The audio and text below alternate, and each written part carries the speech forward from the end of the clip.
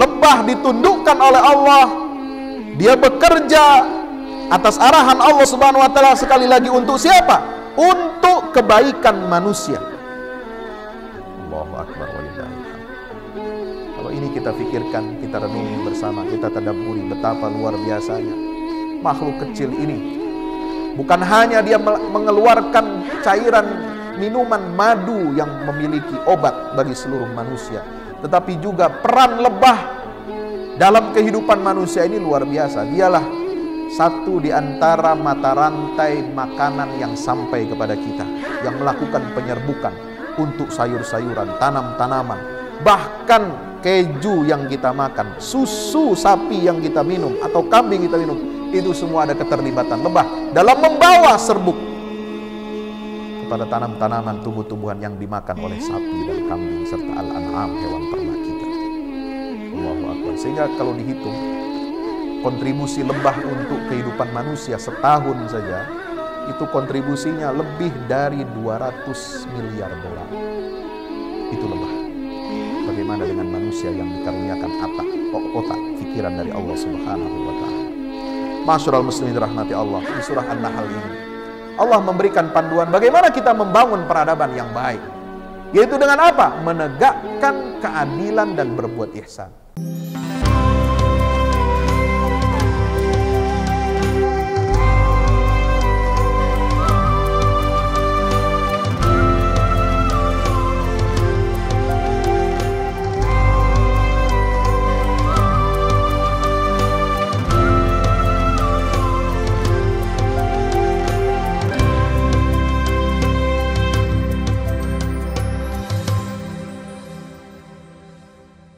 La syarika lah wa asyhadu anna Muhammadan abduhu wa rasuluhu la nabiyya ba'dah. Allahumma salli wa sallim wa barik alaihi wa ala alihi wa ashabihi wa man tabi'ahum bi ihsanin ila yaumil qiyamah. Amma ba'du fa ya ibadallah, usi nafsi wa iyyakum bi taqwallah. Ittaqullaha haqqa tuqatih wa la tamutunna illa wa antum muslimun. Hadirin ma'asyiral muslimin, jamaah Jumat yang dimuliakan dan dirahmati oleh Allah Subhanahu wa taala. Puja puji syukur senantiasa kita panjatkan kehadirat Allah Subhanahu wa taala dengan kita mengucapkan alhamdulillahi rabbil alamin. Tidak ada kata yang pantas sebagai ungkapan rasa syukur kita kepada semua nikmat-nikmat yang Allah berikan kepada kita, melainkan dengan mengembalikan, dengan menisbatkan seluruh nikmat itu kepada sang pemilik sejatinya, yaitu Allah Jalla Jalaluhu Subhanahu wa ta'ala. Salawat dan salam tak lupa kita sampaikan kepada junjungan kita baginda Rasulullah Muhammad sallallahu alaihi wasallam. Mudah-mudahan tercurah limpahkan pula salawat dan salam itu untuk keluarga beliau, untuk seluruh sahabatnya, dan kita umatnya yang istiqamah dengan ajaran agamanya hingga yaumil qiyamah. Amin ya Allah ya Rabbal alamin. Pada kesempatan khutbah yang singkat ini, tak lupa kami berpesan dan berwasiat agar kita semuanya meningkatkan iman dan takwa kita kepada Allah Subhanahu wa taala dengan menjalankan semua perintah-perintah Allah dan menjauhi semua larangan-larangan Allah Subhanahu wa ta'ala. Ma'asyiral muslimin yang dimuliakan Allah, bulan Ramadan adalah bulan Al-Quran. Sebagaimana ditegaskan dalam surat 2 ayat 185, Syahrul Ramadan alladzi unzila fihi Al-Quran. Maka bulan Ramadan ini harusnya kita meningkatkan literasi Al-Quran kita, terutama literasi membaca narasi ayat-ayat peradaban di dalam Al-Quran, agar kita umat Rasulullah tidak keliru dalam membaca peta akhir zaman, agar kita umat Rasulullah yang telah ditetapkan oleh Allah sebagai kuntum khaira ummatin ukhrijat linnas, kalian adalah umat yang terbaik, yang dikeluarkan yang didesain oleh Allah Subhanahu wa taala untuk kebaikan umat manusia ini. Maka kita harus meningkatkan literasi bacaan kita terhadap Al-Quranul Karim, bukan hanya sekedar membaca, tetapi juga membuka hati kita, membuka pikiran kita, dan menggerakkan seluruh potensi yang ada pada diri kita sebagai umat akhir zaman, umat yang terbaik ini, untuk dapat mengamalkan petunjuk-petunjuk peradaban yang ada di dalam Al-Quranul Karim. Pada 2 Jumat yang sebelumnya kami telah menjelaskan bagaimana narasi peradaban di dalam surah Al-Baqarah, surah Al-An'am, lalu kemudian surah Al-Qalam, Al-Hadid, dan Asy-Syura. Pada kesempatan kali ini kami akan menjelaskan bagaimana narasi peradaban itu Allah nyatakan di dalam 2 surah yang menggunakan nama binatang selain Al-Baqarah dan Al-An'am, yaitu surah An-Nahl yang artinya lebah dan An-Naml artinya semut. Surah An-Naml dan An-Nahl ini turun di Mekkah pada periode dakwah Rasulullah SAW yang sangat sulit. Tetapi disitulah akar dan benih-benih peradaban yang akan dibangun oleh Nabi kita Muhammad SAW di Madinah, yang itu tertera di dalam surah Al-Baqarah, dan itu sudah diterangkan di dalam periode Makkah ini. Surah An-Nahl namanya selain An-Nahl itu disebut juga An-Ni'am, surat yang berisikan tentang nikmat-nikmat dari Allah Subhanahu wa taala yang begitu besar. Karena saking banyaknya nikmat itu yang tidak terhitung, Allah menyatakan di dalam ayat 18, wa in ta'uddu ni'matallahi la tuhsuha. Jika kalian menghitung nikmat-nikmat Allah, kalian tidak akan sanggup menghitungnya. Innallaha laghafurur rahim. Sungguhnya Allah Maha Pengampun lagi Maha Pengasih, Penyayang. Di surah An-Nahl ini Allah menyebutkan bagaimana manusia ini diistimewakan, dimuliakan oleh Allah Subhanahu wa taala. Semua apa yang ada di langit, di bumi, di daratan, di lautan, semua ditundukkan untuk kemaslahatan manusia. Khalaqas samawati wal ard, ayat 3. Khalaqal insana min nutfah, ayat 4. Wal an'ama khalaqaha lakum fiha dif'un, ayat 5.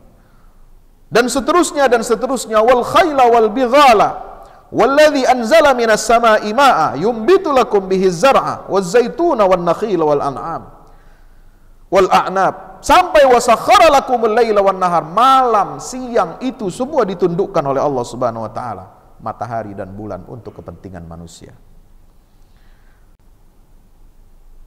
Ayat 14 Allah menyinggung secara khusus tentang nikmat yang ada di lautan. Dan negeri kita adalah negeri kepulauan yang memiliki garis pantai terbesar dan terpanjang di dunia ini. Planet bumi ini 80% adalah lautan samudra yang belum semuanya berhasil dijelajahi oleh manusia.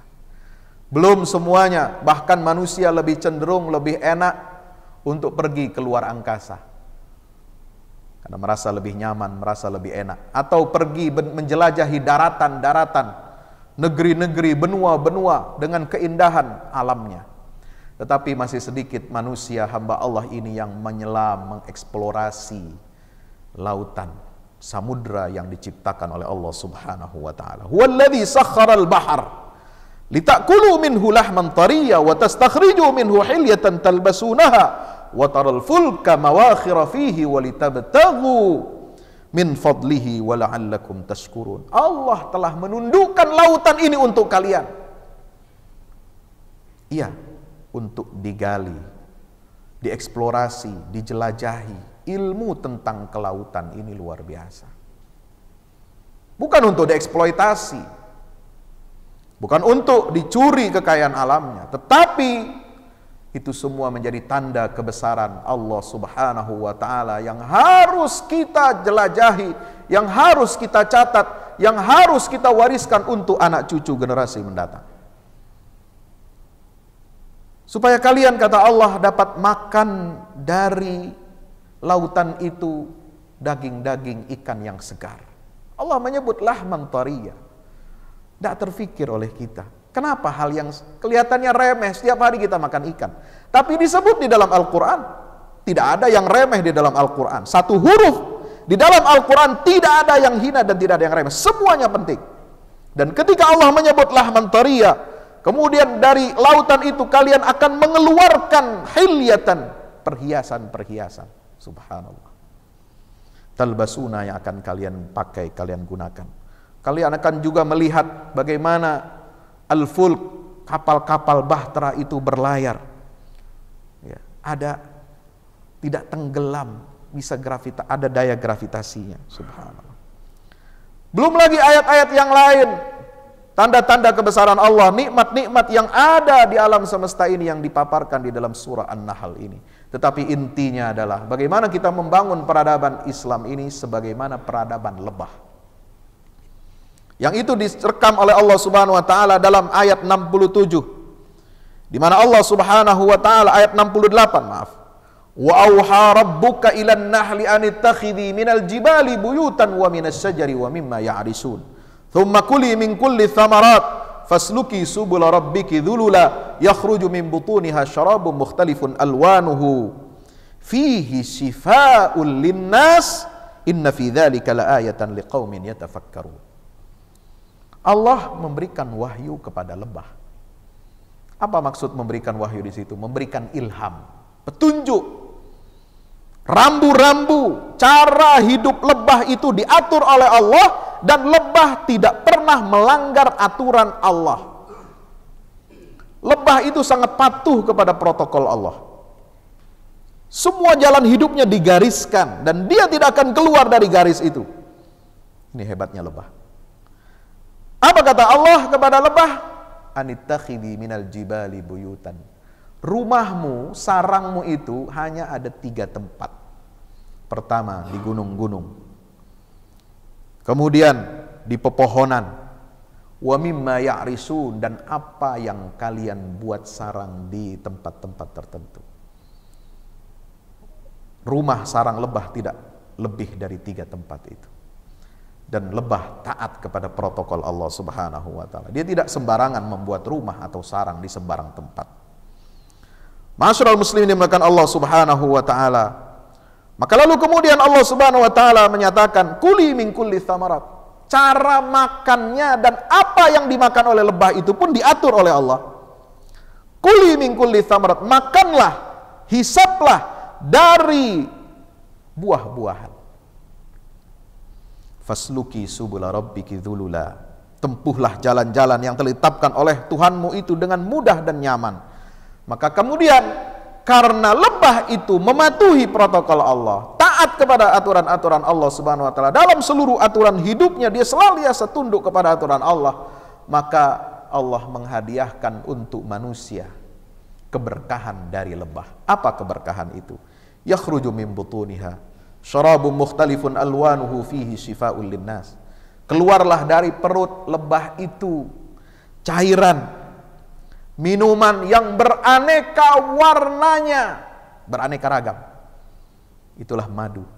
Madu ada madu berwarna hitam, ada yang kuning, ada yang bahkan agak dekat ke putih pun ada madu itu. Beraneka ragam warna madu ini. Sesuai dengan apa yang dihisap, apa yang dimakan, saripati daripada buah-buahan dan bunga-bunga yang dipilih oleh lebah itu. Itulah khasiatnya. Dan Allah mengatakan fihi shifaa'un linnas. Di dalamnya, di dalam madu itu terdapat obat bagi manusia. Subhanallah. Bukan obat bagi yang lain, buat manusia. Lebah ditundukkan oleh Allah. Dia bekerja atas arahan Allah Subhanahu wa taala, sekali lagi untuk siapa? Untuk kebaikan manusia. Allahu akbar walillahil hamd. Kalau ini kita fikirkan, kita renungi bersama, kita tadabburi betapa luar biasanya makhluk kecil ini. Bukan hanya dia mengeluarkan cairan minuman madu yang memiliki obat bagi seluruh manusia, tetapi juga peran lebah dalam kehidupan manusia ini luar biasa. Dialah satu di antara mata rantai makanan yang sampai kepada kita, yang melakukan penyerbukan untuk sayur-sayuran, tanam-tanaman, bahkan keju yang kita makan, susu sapi yang kita minum atau kambing kita minum, itu semua ada keterlibatan lebah dalam membawa serbuk kepada tanam-tanaman, tumbuh-tumbuhan yang dimakan oleh sapi dan kambing serta al-an'am, hewan ternak kita. Allahu Akbar. Sehingga kalau dihitung kontribusi lebah untuk kehidupan manusia setahun saja, itu kontribusinya lebih dari 200 miliar dolar. Itu lebah. Bagaimana dengan manusia yang dikaruniakan otak, pikiran dari Allah Subhanahu wa taala. Masyarul muslimin rahmati Allah, di surah An-Nahl ini Allah memberikan panduan bagaimana kita membangun peradaban yang baik, yaitu dengan apa? Menegakkan keadilan dan berbuat ihsan. Di ayat 90 Allah Ta'ala berfirman, Innallaha ya'muru bil adli wal ihsan wa ita'i dzil qurba wa yanha 'anil fahsya'i wal munkari wal baghi ya'izukum la'allakum tadhakkarun. Ini ayat yang biasa dibaca oleh para khatib Jumat. Selesai dia berdoa, dia menyampaikan pesan untuk menegakkan keadilan, untuk berbuat ihsan. Inilah adil dan ihsan, pilar peradaban Islam. Ihsan kita tahu ada di dalam hadis Rasulullah SAW tentang iman, Islam, dan ihsan. Dan adil secara khusus diperintahkan oleh Allah Subhanahu wa taala, i'dilu huwa aqrabu littaqwa. Berbuat adillah, karena adil itu lebih dekat kepada ketakwaan. Masyarul muslimin dirahmati Allah. Apa dampak kalau kita tidak mensyukuri nikmat-nikmat dari Allah? Kalau kita tidak menghargai karunia-karunia yang Allah berikan kepada manusia ini, ayat-ayat yang luar biasa, kalau kita tidak menegakkan keadilan, tidak berbuat ihsan, apa jadinya? Maka akan terjadi kehancuran sebagaimana yang disebutkan dalam surah An-Nahl ini ayat 112. Wa daraballahu mathalan qaryatan kanat aminatan mutmainnatan ya'tiha rizquha ragadan min kulli makan fakafarat bi an'umillah fa'adzaqaha Allahu libasal ju'i wal khaufi bima kanu yasnaun. Allah membuat perumpamaan negeri yang tadinya kaya raya, makmur, gemah ripah, loh jenawi kata orang Jawa. Aman, tentram, rizkinya mengalir datang dari segala penjuru kata Allah. Tapi penduduk negeri itu kafarat, dia ingkar, dia kufur atas nikmat-nikmat Allah Subhanahu wa taala. Dia tidak gunakan nikmat-nikmat itu untuk beribadah kepada Allah, mensyukuri nikmat Allah. Malah dia salah gunakan kekayaan alam di laut, di darat, di udara yang Allah berikan untuk manusia. Disalah gunakan, disalah tempatkan, bahkan dikorupsi besar-besaran. Nauzubillah min dzalik. Masyaallah dirahmati Allah, maka Allah akan mengazab penduduk negeri itu. Fa'adzaqahallahu libasal ju'i wal khauf. Allah akan merasakan kepada penduduk negeri itu apa? Pakaian lapar dan takut. Jadi kita akan kelaparan, kita akan mati kelaparan, kita akan mati bahkan ketakutan. Inilah yang disebut dengan keamanan sosial, al-amnul ijtimai. Ada al-adalah al-ijtimaiyah, keadilan sosial sebagaimana dalam sila kelima Pancasila kita itu. Tapi ada juga yang disebut dengan social security. Keamanan sosial kita ini harus kita jaga. Dengan bagaimana? Dengan mensyukuri nikmat-nikmat Allah Subhanahu wa taala. Dengan kita tidak mengundang datangnya azab dari Allah Subhanahu wa taala, yaitu dengan kita bersikap atau berlaku kufur terhadap nikmat-nikmat dari Allah Subhanahu wa taala. Berikutnya surah An-Naml. An-Naml ini artinya semut. Disebut di dalam surah An-Naml itu ayat ke-18 di mana Allah Subhanahu wa taala berfirman, "Wa husyira li Sulaimana junuduhu minal jinni wal insi wat tayri fahum yuzaun hatta idza atau ala wadin namli qalat namlatun ya ayyuhan namlu dkhulu masakinakum la yahtimannakum Sulaiman wa junuduhu wa hum la yash'urun." Semut saja ngerti, sadar, diberitahu mana yang baik, mana yang buruk. Dia ikuti arahan pemimpinnya. Maka kita sebagai manusia hamba Allah, kita harus memiliki kesadaran, kepekaan. Sebagaimana semut, dia punya kepekaan. Dia membangun peradabannya, dia punya kerajaan semut. Ada ratunya, ada pengawal-pengawalnya. Ada yang mengatur urusan semut ini di kalangan mereka. Demikian pula manusia harus belajar dari semut, sebagaimana yang diceritakan dalam kisah Nabi Sulaiman alaihi salam. Maka di dalam surat An-Naml ini, peradaban semut itu ditonjolkan dan menjadi nama bagi surah. Mukjizatnya Nabi Sulaiman alaihi salam adalah dapat berbicara dengan hewan. Segala jenis hewan dia bisa bicara dengan bahasa mereka. Subhanallah. Maka itulah di sini diajarkan kepada kita bagaimana kita menegakkan peradaban seperti peradaban yang dibangun oleh Nabi Sulaiman. Dengan apa? Kedisiplinan yang pertama. Disiplin, menata rakyatnya, menata birokrat, menata aparat hukumnya, semuanya disiplin. Itulah yang dicontohkan bagaimana perilaku Nabi Sulaiman terhadap burung hudhud. Kemudian komitmen untuk bertauhid kepada Allah Subhanahu wa taala ditanamkan kepada seluruh rakyatnya, bahkan burung saja.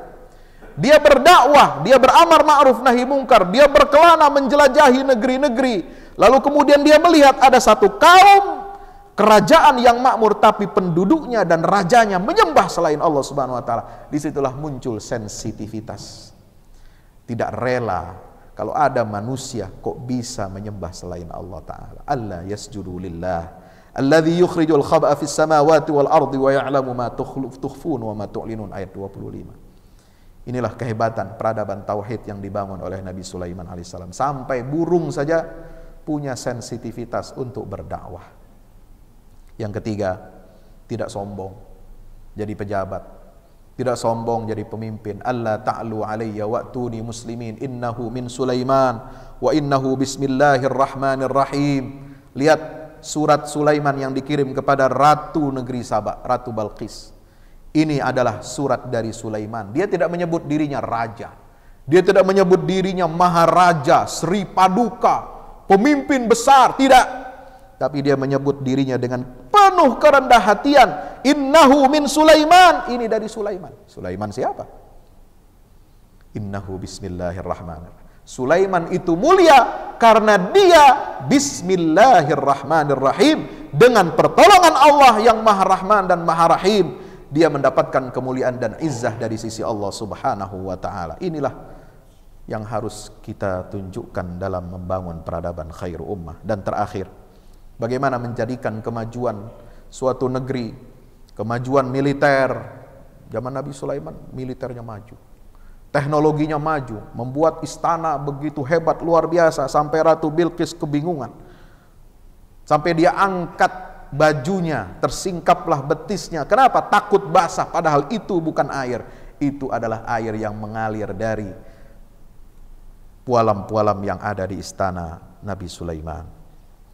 Maka itu digunakan oleh Nabi Sulaiman untuk berdakwah, sehingga Ratu Negeri Sabah ini kemudian dia masuk Islam, menyatakan wa aslamtu ma'a Sulaiman lillahi rabbil alamin.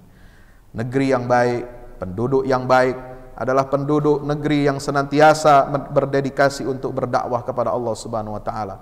Jadikan kemakmuran negeri ini, kebahagiaan negeri ini juga menjadi contoh teladan bagi kebahagiaan bangsa-bangsa dan umat lain yang tidak mengenal Allah. Kita harus mengenalkan umat manusia ini kepada tauhid, tauhidullah, mentauhidkan Allah Subhanahu wa taala.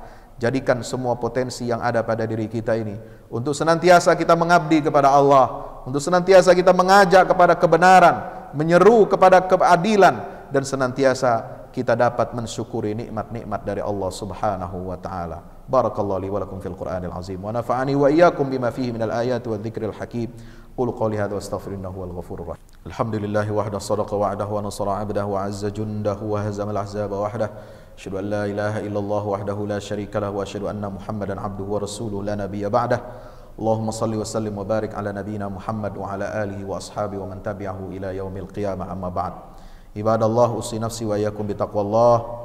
Taqullah wa haqqa tuqati wa la tamutunna illa wa antum muslimun. Ya'lamu anna Allah amarakum ba'da fi nafsi wa thanna bi malaikatil musabbihati bi qudsih. Faqala ta'ala mukhbiran wa amira inna Allah wa malaikatahu yusalluna 'alan nabi ya ayyuhalladzina amanu sallu 'alaihi wa sallimu taslima.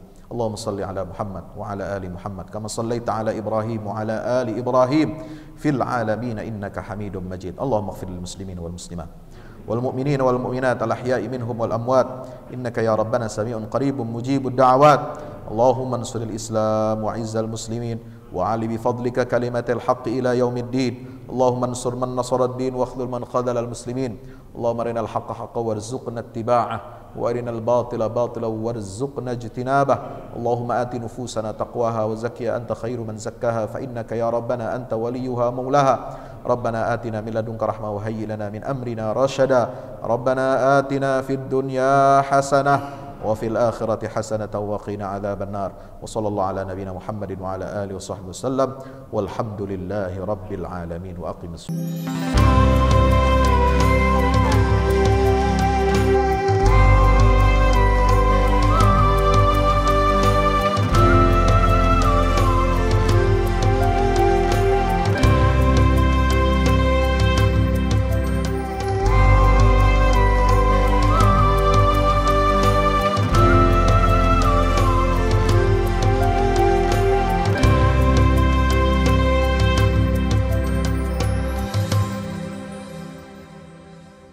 Assalamualaikum warahmatullahi wabarakatuh. Bapak Ibu para pemirsa, saya Ustadz Fadlan mengajak Bapak Ibu kita semua, ayo kita membuat investasi masa depan bersama Al-Fahmi Institute.